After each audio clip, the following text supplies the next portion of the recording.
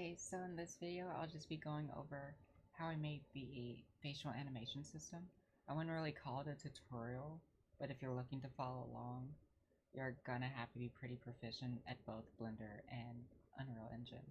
So to start, at least you'll need an idle pose, as well as separate animations for looking left and right for the eyes and the face. You're also going to need blend shapes for the face as well, for just like blinking at least.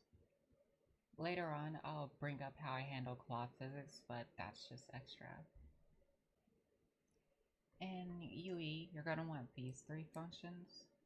You can consolidate them all into one, but it's honestly not much, so it's whatever.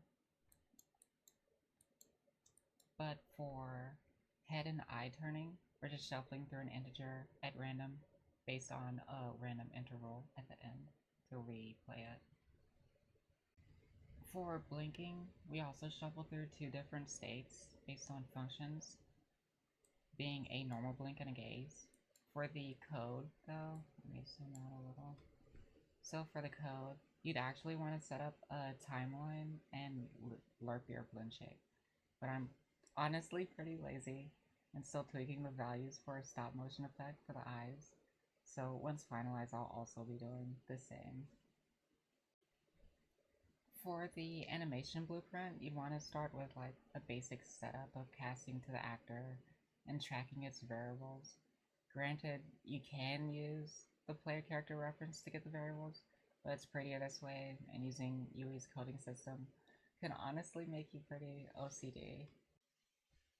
So for the main setup in the anim graph, you can swap the cache pose for an idle one. My cache pose is just a state machine for movement. I'll show it. It swaps between a starting movement setup and one for a sprint plus system that I have set up. But you'd want to blend the poses based on overriding bones. And for the state machines, the code is also very similar to set up, and it's very easy, and you can even add more. For the bones on the eyes, this is pretty much what you need to do. As for the face, you'd obviously start at the neck and then have the blend depth set based on how many bones you want to blend.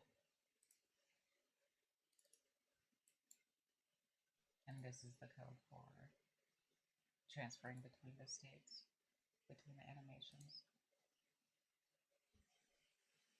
This portion over here is how I handle most cloth physics. With more small scale things, I use UE's built-in physics, but K physics I find is much better for handling the things that I want, and you only need to set up bones, like so.